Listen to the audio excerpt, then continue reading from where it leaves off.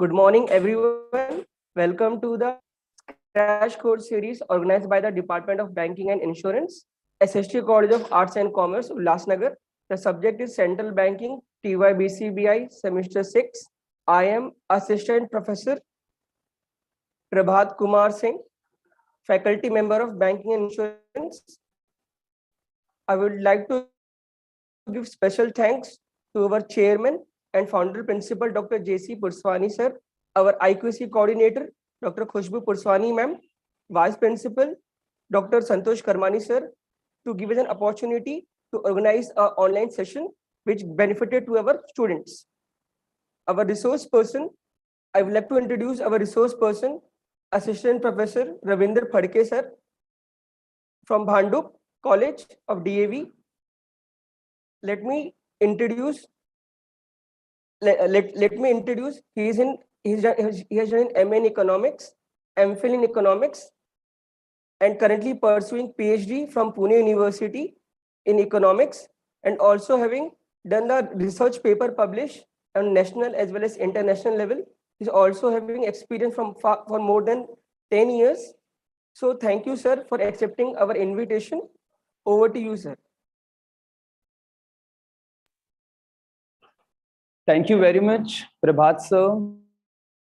It's indeed my pleasure to once again to be a part of S.S.T College. I sincerely thank Chairperson and Founder Principal Dr. J.C. Purswani sir, Vice Principal and IQC Coordinator Dr. Khushbu Purswani madam, Vice Principal Dr. Santosh Karmani sir, Coordinator of Banking and Insurance Deepika Valecha ma'am, and all my dear colleagues. Thank you very much. Invited me for the subject called Central Banking.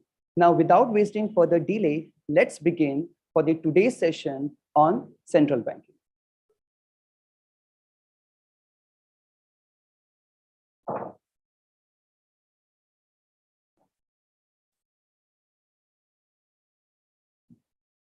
So for today's Central Banking, I'm Ravindra Phadke, an Assistant Professor from Dr. D.A.V College, Bhandup. So before proceeding the entire session on the subject called Central Banking, let us first go through our syllabus thoroughly. Your entire syllabus is divided into 5 modules. So the first module is all about an overview of central banking. Here, we have to understand, we have to overview about our central banking, how the central banking establishes, how the central bank work, how it performs in the economy, and what is the role of central bank to enhance the functioning of our Indian economy. It divided into 3 chapters: an overview of central banking, role of central bank, and contemporary issues. We will discuss definitely all these 3 chapters in detail in further slides. Now, in second module, we have to see RBI as the central bank. In this particular module, we will go through the policy framework for Reserve Bank of India, how they are framing the policies, which criteria they apply, which criteria they use for policies framing, then how the macroeconomic policies work under monetary control and fiscal control. In third module, we have to see how Reserve Bank of India work as a supervisor, how it regulates, how it supervises. Then what is the meaning of on-site inspection and off-site inspection, how it monitor, what is the performance of surveillance, then what is the role of financial system and how Reserve Bank of India is playing a vital role to develop financial system in our country. Then in the module 4, we have to see central bank across the world. Like we have Reserve Bank of India, like other countries also have their respective central banks. So how it works? Here we have to see various central banks. Later we have to see the interconnectivity of other international financial institutions also, like how the other international financial institutes are working together and how they are interconnected together. So that's what we have to see. Then in module 5, we have to see the cyber world like, electronic payments, how it done and how they are performing fantastically in 2020. So that's what we have to see. So this is what we have the entire syllabus for our semester 6. The exam or paper pattern is completely here online. So I think here tension is quite relaxed, correct? It will be your completely MCQ type, and the paper pattern is given by University of Mumbai as per the guidelines for 21-22. Now, let's begin with our today's post module is all about an overview of central banking. So first of all, we have to understand that what is the meaning of the word overview, because here in the name itself, they have specified the word an overview. Overview is nothing but when you are going through the central banking thoroughly, when you go through how central bank works, how they regulate, how they monitor, and how central banking is evaluating their performance time to time. We could not monitor, or we could not function as we were functioning 50 years back, because the entire banking transaction, the banking world has been changed now. So as the time changes, we have to make major and minor changes even in the banking structure also. And being as an apex authority or being as an apex institution, central bank always regulate the commercial banks also, but the regulation or monitoring policy by central bank always emphasizes to perform in a better way, so economy can make their revenue in a better way. Central bank is not only maintaining their traditional functions, but they are developing even their modern functions also. And that is the crux of central bank, that they are maintaining all their traditional functions as they are moving today, and they are trying to develop their modern functions also, which is the requirement of a time. So as we all are seeing these days, like, all the transactions now goes on virtual. It is online payments are going on. So everything is called about what? About the modern functions only. If you remember 30 years back, the entire banking transactions was on paper. And now without paper also, money is flying, money coming, money is going. We have a credit, we have a debit. There are various economists define central bank in their own words and whatever they have understood. A famous economist called R.C. Phadke, he says that central bank is nothing but lender of the last resort. Ultimately, central bank is one of the last resort, like the institution or an authority which making the money supply in the economy. So they are the controller of money. They will decide in what quantity money should get flow in the market. They will decide whether it's a time to control, whether it is time to inject, or it is time to absorb. And that is why they're called even the controller of credit also. Then Vera Smith defines is a complete monopoly in the money issue. This is one of the oldest function of central bank in world, that they are keeping this function with themselves, that they are trying to maintain the monopoly. Because when one authority is issuing note, so it is easy to maintain the monopoly. Otherwise, if every financial institute started issuing, or every commercial bank if started issuing notes in the economy, then it will not maintain any kind of system, and it will create complete chaos. What is the evaluation of central bank? So the evolution of central bank in the year of 1934 when the RBI Act was established, and in 1935, 1st January 1935, officially central bank establishes, and in the year of 1949, Reserve Bank of India became nationalized. So what is the meaning of, or what is the making, the purpose of nationalization?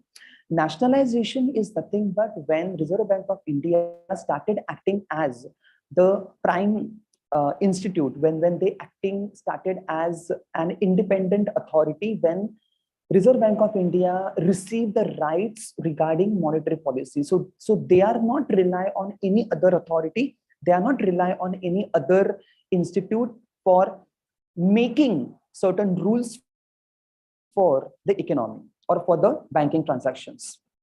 In the second chapter, we have to see the basic role of central bank. And I know it's been ages, I will say, since your 12th standard, you people are learning that how central bank is performing, how central bank is role in the economy. So as I have mentioned in the previous slide, that central bank has their own traditional and their modern functions also. So in traditional, the major function is all about their money issue. So central bank is continuously maintaining their monopoly of currencies. Then it is government's bank. As everyone knows, government also required sometimes funds, and those funds government can easily borrow from Reserve Bank of India. So we can say it is government's bank also. It is not only government banks, but even it is a bank of bank also, because banks, commercial banks, non-banking financial institutions, or any financial institutions in the economy requires money, and that time they can easily borrow with their proper documentation, with their continuous procedure. They can easily borrow from Reserve Bank of India. Then custodian of foreign exchange reserve. Reserve Bank of India has to maintain foreign exchanges also, because to maintain the value of our Indian rupees, if we have enough amount of foreign currencies, if we maintain a good amount of stock of foreign exchanges, so we can easily value our currency not only in the Indian economy, but also across the world also. Central clearing house. Central clearing house is nothing but when they have their own centralized clearing system. And clearing system is nothing but from where money comes and where money goes. So the entire transaction of money, entire transaction of currency is get clear in their pre-decided system. Control of credit. Controller of credit is nothing but how to control. Reserve Bank of India developed various ways, various instruments to control the credit, and those instruments we will definitely discuss in the further slides. Apart than traditional function, as I have told you, central bank also have their promotional functions also, and promotional function is nothing but like to promote various new ideas, new functions, new system, not only among banks, but even among people. So they can easily do their work on a pinch of pulse. After traditional and promotional functions, central bank perform further functions also. First is inflation targeting. Inflation targeting is something always control or deal with Reserve Bank of India or central bank, because inflation is a part and parcel of every economy. When inflation is out of control, that time, it deteriorates the currency, and when it goes down, it undervalued the currency also. So inflation is necessary, but only that inflation, that rate should be in a proper pace. Exchange rate targeting. In what quantity we can exchange the currency, how we can exchange the currency, how the currencies get actually exchanged, how you can control the currencies between the countries. Money supply targeting. Money supply targeting is nothing but how much money should get supply in the economy. Suppose if the situation, if economy has a crisis situation, if the economy has a crisis time, so that time, in what way central bank can make the supply of economy? And suppose if country requires money for some other reasons, so how they can control the money supply. So ultimately, supply of money is completely in the hand of central bank. Later, money growth targeting, how country can grow the money, how country can develop the money. Now, what is the meaning of growth and development of money? Growth and development of money is nothing but how central bank can develop various investments options for the people, not for the people, but even for the various financial institutions also. And as many as if we have options for investments, so our money can grow easily. Apart than role of central bank have their some contemporary issues also. They have their some problems also. So why they have specifically mentioned the word contemporary? Contemporary is nothing but periodically, you can say. And as the time changes, the issues and problems are also different. So in a other way, central bank is always changing their own parameters. So the first issue that central bank is going through is all about autonomy of the central bank. Autonomy of the central bank is nothing but when the central bank receives an position of independence. When central bank get the authority to take certain decisions independently without interference of any other agency or any other authority. Independence of the central bank. When central bank became independent, so they can regulate and they can easily moderate economy in their own way. Credibility. Credibility is nothing but when they are developing their own credit models, when they are developing their own credit criteria, where they can decide how the loan can get disbursed and how the money can get borrowed. Accountability. Whenever money comes in between the transaction, always we have to maintain the proper accountability. Accountability is nothing but whenever you are keeping the standard records of your money, when you're keeping the records of your all transactions as much as where we can maintain the transparency. Now, in the second module, we have to see what is the policy framework of RBI, that how the RBI is framing the policy, how the RBI is developing the policy, and which criteria they usually use, which criteria they usually apply for developing the economic system. For framing the policy, for framing the Reserve Bank of India's policy, first of all, we have to understand the authoritative people, the flow of our central board. On the highest position in the committee of central board is one governor and 4 deputy governor. Then 4 deputy, one from each local board, 10 directors appointed by the government, and 1 government nominee. So this is what we have the central board committee members. Reserve Bank of India have few departments also, like issue department. Issue department is nothing but money issue department. We might have always wondered that whenever currencies get issued in the economy, you might have seen every currency has its own different color. It has different pictorial graphs also. So who decides these images on these notes?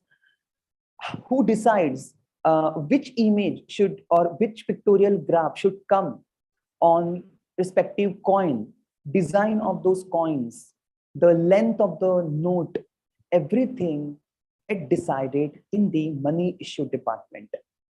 And they're always trying to maintain where we can reflect the Indian history, territorial expressions, and geographical boundaries also. Banking operations and development, like how banks will operate in the economy. And time to time, Reserve Bank of India is directing commercial banks that how they can work in the economy, how you can develop your performance in the economy, and how you can betterly connect to the people. Because ultimately, commercial banks who are being in touch with the people, so they have to develop the confidence in people's mind. Exchange Central Department. Exchange Central Department is nothing but when they are maintaining the foreign exchange reserves, in what way, and in case if they have an abundant reserves of those money, how they can utilize those money and where. Banking department. Banking department is nothing but how they are developing the various accounts, how you can develop various ways of funds. Research and statistics department. Research is something what we can develop in the future, and what would be the dimensions of banking after 10 years. Statistics is something when they are maintaining the records and when they are analyzing the performance of commercial banks or any financial institution which exists in the economy. Legal department, wherever money comes, obviously legal department also comes in a one way. And legal department, where you may find the business legal deals, corporate legal deals, and banking legal deals also. Then industrial finance department. Industrial finance department is something where the Reserve Bank of India trying to always make the money for industrial finance, like how you can make availability of money for industrial reasons. Department of Administration. Administration is something where you all are, or the central bank is maintaining all the admin work, because it is something they all are maintaining the records, and records are something too difficult to maintain sometimes. And nowadays, all records government bodies are maintaining in the virtual form. Like central bank have two major policies. One is with the monetary policy and one is with the fiscal policy. So first we will see the objectives of macroeconomic policy, like why the macroeconomic policy is needed and how it function in the economy. So the first objective of macroeconomic policy is all about attaining full employment and ensuring a high level of output. So whether economy is generating employment in full manner or not, whether economy is developing or economy is operating in a high level output or not. Then maintaining a stable price level also, because prices are something most important, and how you can stabilize the price. How you can stabilize the price. Stability is something needed always in the economy, but somehow sometimes even central bank or governments also helpless to get the stability of price. Accelerating the rate of economic growth. Acceleration is something to speed up the economic growth and economic development, to get the speed for the economic growth. So every time we talks about what is the rate of economic growth, like, you know, economies are growing, economies are developing, but if economy is growing at 1% and 2%, then what would we expect the level of employment and level of output? So that growth and that output level should be increased. What are the objectives of monetary policy? Like, why to frame the monetary policy? What is the objective? Like, when central bank is saying about the monetary policy, what is the purpose of framing the monetary policy? So the first is all about the economic growth. Obviously, this is something is always in their mind, that they want to push the economy. Price stability, as I have mentioned in the previous topic, full employment and exchange rate policy. We have certain instruments of monetary policy, and these instruments are divided into two. The one is quantitative or qualitative. Quantitative instruments are also called as general instruments, and qualitative instruments are called as selective instruments. So general instruments, these instruments are developed by central bank, and these instruments are directly controlling the entire monetary system. So central bank develop two instruments which are controlling direct, and sometimes they're controlling indirect also. So how they can control the economy directly with the certain instruments called as bank rate, OMO, that is open market operations, CRR, SLR, repo rate, reverse repo rate. Then there are two more instruments we have called as marginal standing facility, MSF, liquidity adjustment facility. So these all are various instruments used by central bank to control the credit. Qualitative instruments, there we have minimum margin requirement, ceiling on credit, moral suasion, differential rate of interest, and direct action. So I'm giving you not brief idea, but slightly giving you an idea about these various instruments. Bank rate is nothing but the lending rate, or you can say even the loan rate given by Reserve Bank of India to commercial bank. Open market operations are nothing but when the government issues certain instruments in the economy called as treasury bills. When they issue treasury bills in the economy, and they're trying to sold those treasury bills to commercial banks and to any other business officials. So through them, they are accumulating funds. Cash reserve ratio is nothing but when they commercial bank has to maintain certain amount of funds with the Reserve Bank of India. Statutory liquidity ratio is when the commercial banks are maintaining certain amount of assets, the valuable assets with the Reserve Bank of India. Repo rate is nothing but when the Reserve Bank of India borrows money from commercial bank. While having those money from commercial bank, they have a deal, they have a repurchase agreement. Reverse repo is when commercial bank borrows money from RBI. So that time it's called as a reverse repo. Then we have a minimum margin requirement. Under minimum margin requirement, like every commercial bank has to maintain minimum standing facility, like they have to have maintained minimum money with themselves. Ceiling on credit, like in what quantity they can maintain the credit availability, and what would be the rate of interest for the market. Moral suasion, when the various group of central banks comes together and when they deal, when they discuss the common problems faced by commercial banks or central banks in the economy, and out of they are always finding some ways. Differential rate of interest, like central bank is always trying to maintain differences in their interest rates. Direct action. Direct action is like when commercial banks are not follows rules which are given by the central bank, and that time when central bank needed to take some action, that time central bank can easily take it. Now, after monetary policy, central bank sometimes use even fiscal policy also. So what are the objectives of these fiscal policies? So objective of this fiscal policy is nothing but to achieve optimum allocation of resources.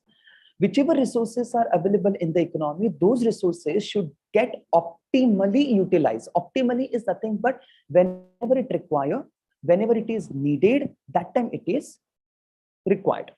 To increase effective demand. Effective demand is nothing but when those demand is generated employment in the economy. Demand is not only satisfying the need, but when the demand is affecting the employment for the economy, that time it is called as an effective demand. To ensure price stability. Price stability, as we discussed, that it is like one of the biggest tasks for any government body, that how they can maintain the prices in the economy. To bring about greater quality in the distribution of income and wealth. So how they can distribute, how they are distributing the money, and how they are utilizing the money in a better way. Apart than objectives, like now under fiscal policy, we have certain instruments also called taxation, public expenditure, public debt, and deficit finance. Taxation is nothing but like, how they are developing the direct taxation and indirect taxation. Public expenditure is all about how much government is spending for the welfare of the people, called as public expenditure. Public debt, when government borrows money from people, called as public debt. And deficit financing is something when the projects are into complete loss and when they are refinancing those same projects, called as deficit financing. Now in the 7th chapter, we have to see how they are regularized and how they are supervising the entire financial institutions. So how they can regularize? They can regularize by issuing license for their operation. So like whenever they wish to operate the entire banking system, whenever or whichever operation they want to start, they needed a license. License is nothing but the permission and authority to regularize or to function or to perform in the economy. Reserve requirement. Obviously, central bank or commercial bank maintain some amount of reserves because those reserves only evaluate the prices, evaluate the currency, which will help the economy to money value. Appointment of officials, whichever the officers are getting appointed, they all are always done by the proper process. Control over advances. Control over advances is nothing but what is all about the excess money or money in advance. Inspection and supervision. How you are inspecting, how you're supervising is also needed. Now, we have to see chapter number 7 is all about on-site inspection and off-site inspection. So what is the meaning of on-site inspection? On-site inspection is nothing but when the inspection done by the staff supervisors only. You can say even it is called as an audit, internal audit also, when the internal staff members are only inspecting the function of other banks, whether they are performing as per the standard rules or not. Offsite inspection is something when they are interviewing the period. Interviewing the period is nothing but when the banks are comparing their performance with their previous records or maybe a decade record. So when they are interviewing, when they are inspecting their current performance with their decade performance, and if the figures or if the amount is showing positive, means they are performing well, and vice versa. So that's what we call as the on-site and off-site. I'm repeating again, on-site inspection is nothing but when the internal staff members are evaluating the performance of their functions, whether it is going in a proper way or not. And off-site is something when they are calculating their own calculations with their previous records. Computerized off-site monitoring and surveillance, which we call as the OSMOS, is nothing but, as I have told you, the central bank is having their own promotional functions, their modern functions. So in modern function is one of the major, you can say, the function deal by central bank is computerized offsite inspection. Like, when they used all new techniques, when they use their all new parameters to develop their functions. What is the role of Reserve Bank of India in financial system? Because ultimately they are the last controller, how they are controlling the financial system, and our financial system has their own mechanism. So that mechanism is divided into financial institutions, markets, and various instruments. Institutions divided into banking, non-banking, and other. Banking institutions are nothing but they all are either organized and unorganized. Non-banking are like stock exchange market, derivatives market, which we call as a non-banking financial institutions. They are not accepting money. They don't accept money. They do not provide any kind of accounts, but yeah, they are the lenders. They give you money. They are providing you loan. It may be a short-term, medium-term, or even the long-term loans also, and others.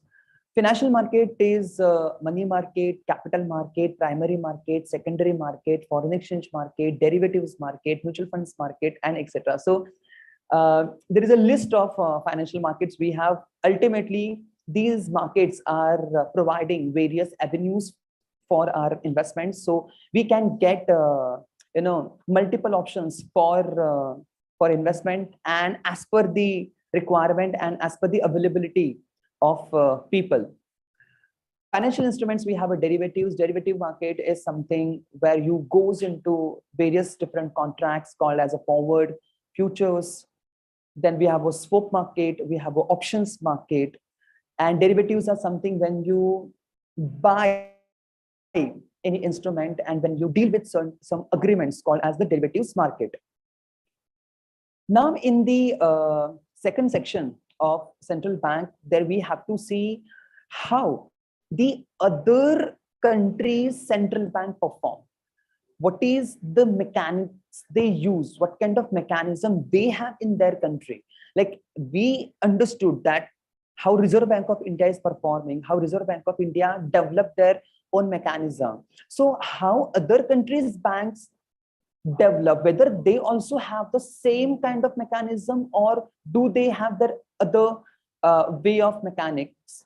So we have few banks, I mean, like we have n number of banks across the world, but we will find few of them only. So the first is Federal Reserve System, that's a US's system. Then you have a Bank of England, then you have a Bank of Japan and People's Bank of China. But I believe these all banks, performing in their own way. All these banks are performing in their way of their channels. In the next session, we have to see interconnectivity of central banks with other international financial institutions, like how central bank is directly or indirectly connected to some other international financial institutions also. So we have first Asian Development Bank, that is ADB, which was established in the year of 1986. What is the role of Asian Development Bank? Asian Development Bank is a kind of development bank providing loan facilities to Asian countries, especially Eastern Asian, Central Asian, and Southern Asian countries. These nations, in case if they have any developmental projects like this, like construction of canal or construction of dam. So in that case, these countries may require huge funds. So those funds given by Asian Development Bank, because the purpose of this bank is to provide funds for development reason only. International Monetary Fund, that is IMF, which was established in the year of 1944, and the headquarters of IMF, which is in the capital of US, Washington, Hampshire district. World Bank, which was established on the same year, 1944. Then International Bank for Reconstruction and Development, that is IBRD. And last but not least, the International Development Association, that is IDA, which was established in the year of 1960. So these all are various international financial institutions, and they have their own way of funding the money. They have their own way of delivering money or the capital for various projects. Now, in the last chapter of your entire syllabus is all about talking about central banking in cyber world. So it's all about our e-banking, e-money, e-payment, or etc. E-banking is nothing but when we all are transacting our money virtually. E-money is nothing but when you have virtual money with you, when money is there but we cannot see the money. And e-payment, like as we all using various online payment options called as our e-payment. So let's have a quick recap with this.